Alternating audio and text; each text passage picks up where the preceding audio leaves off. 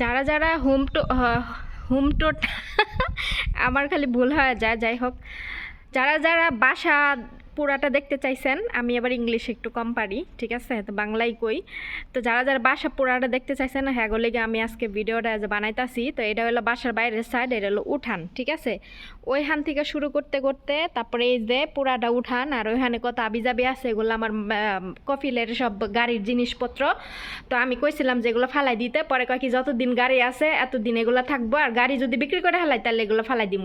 এগুলো হ্যাঁ আর ফালাইবো না, কিন্তু আমার কাছে এই জায়গাটা ভাল লাগে না, হাবিজাবি গেজি মেজি কেমন জানি লাগে, অপরিষ্কার।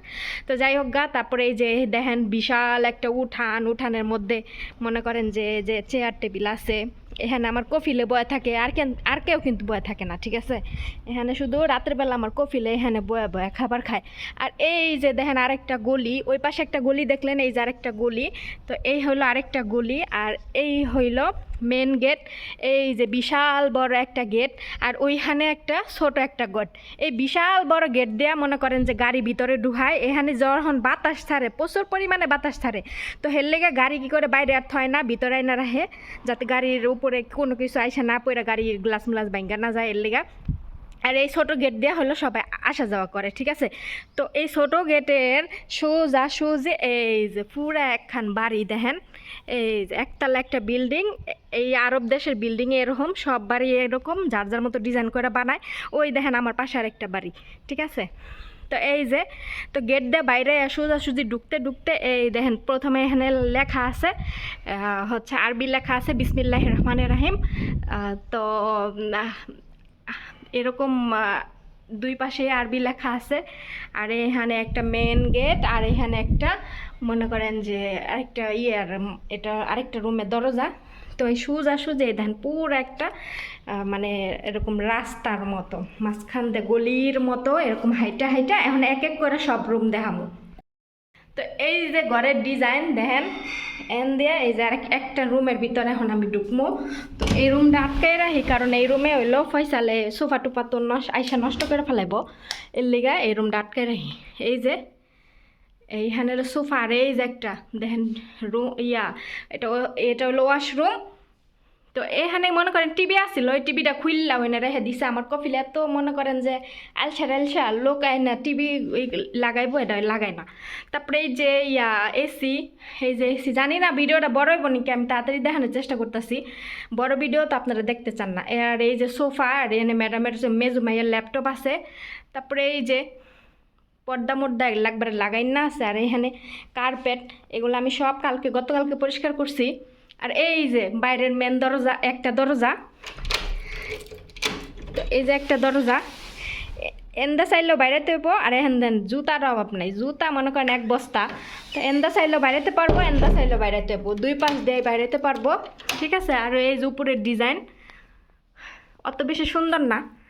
তা আমার ম্যাডামরা হচ্ছে বেশি আরব দেশে বেশি ফার্নিচার পছন্দ করে না, জানি না অন্যরা কেমন, তো এরকম ফার্নিচার পছন্দ করে। তারপরে রুম থেকে বাইরে এলাম, এই যে আরেকটা, এটা হচ্ছে ড্রয়িং রুম, ঠিক আছে। এইখানে বসে ওরা পড়াশোনা করে, ম্যাডামে বসে থাকে এখানে। আর এই যে নামাজের তারপরে ওই বক্সের ভিতর কোরআন, ওদের পড়ালেখা খাতা খোতা, চেয়ার টেবিল, তারপরে এই যে বই, তারপরে ওখানে একটা এসি। আমার ম্যাডাম ওই যে বালিশটা দেখতেছেন ওইখানে বয়ে থাকে সবসময়।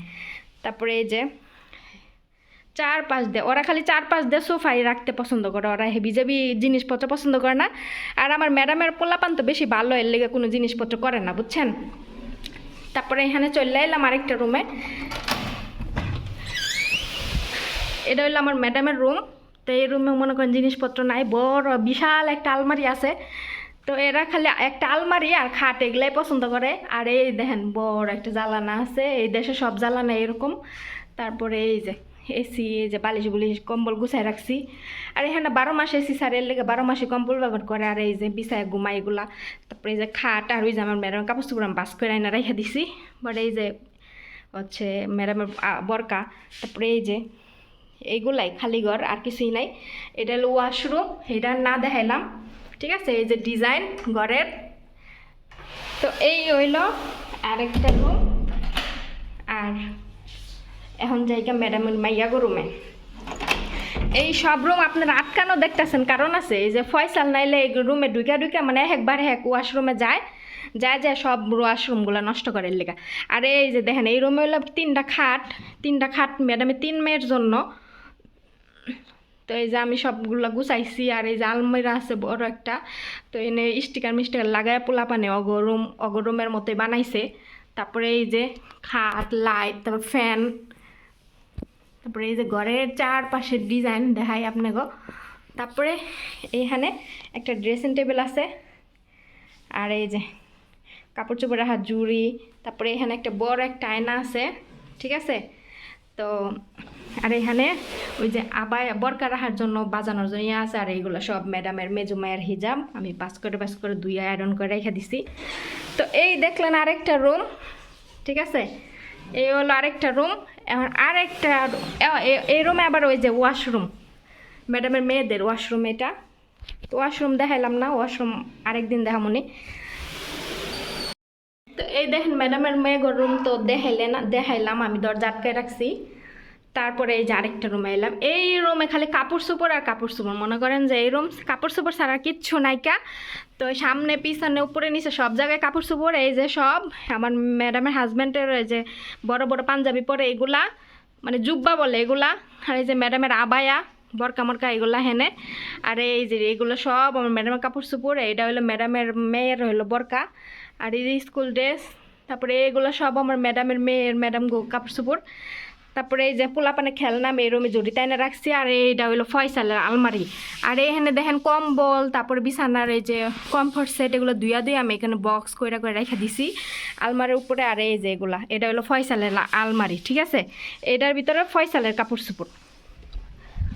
তো এই যে ফয়সালের কাপড় চোপড় সব আমি গুছাইছিলাম। আবার আমার ম্যাডামের হাজব্যান্ড পিকনিকে গেছিলো, এখান থেকে কাপড় চোপড় নিয়ে গেছে, সব আওলা জাওলা করছে। আর এই যে দেখেন তোয়াল্লা আমি ওই যে শরীর মুছে ওগুলা সবই করছে। আর এখানে নিচে যে ব্যাগ বুক, এই যে দেখেন বালিশের কভার এগুলা। এটার মধ্যে দেখাই, এটার মধ্যে হলো আমার ম্যাডামের সব, এই যে উপরে হলো নামাজ পড়ার উন্না। আর এই যে নিচে এগুলো সব ম্যাডামের স্কুলে পয়রা যায় হিজাব, এই হিজাব। আর ওইখানে ছোটো ছোটো কিউট ব্যাগ আছে জায়গা। তো এই যে আবার এই যে একটা ছোট্ট একটা এই যে স্পেস আছে, এখানে একটা ইয়া রাখছে। এটার মধ্যে হলো ম্যাডামের মেয়েদের স্কুল ড্রেসের কাপড় চোপড়, স্কুল ড্রেস এগুলা। তো এই দেখলেন পুরা আলমিরার রুমটারে দেখাইলাম। তো এখন চলে যাবো অন্য জায়গায়। তো এই যে বাড়ির পুরাটা ডিজাইন কিন্তু এরকম। আর ওয়াইফাইয়ের লাইন হইলো ওই যে দেখছেন, এই যে পুরা ডিজাইন, পুরাটা ঘর বাড়ির ডিজাইন কিন্তু এরকম। আগের দেশে রাজপ্রাসাদ আসছিল না, রাজপ্রাসাদের মতো ডিজাইন করছে জায়গা। তারপরে এন দিকে ওই দেখেন ফয়সাল এই যে সোজা ওই রাস্তাতে ঢুকে এই রাস্তায় পড়লাম। এই রাস্তাতে ঢুকলে এই যে রান্নাঘর, তারপরে এখানে একটা খালি জায়গা আছে। আর ওই যে এই যে একটা দরজা, এই দরজায় দেখেন আমার, এটা হলো আমার রুম, এই যে সাদা দরজা। আমি আমার রুম থেকে বাইরে তারপরে এই যে সিঁড়ি এন্দা উঠা তারপরে এই যে ভিতরে ঢুকি, ঠিক আছে। এই দরজা কখনো তালা মারে না, কারণ আমি রান্নাঘরে আসি এর লেগা।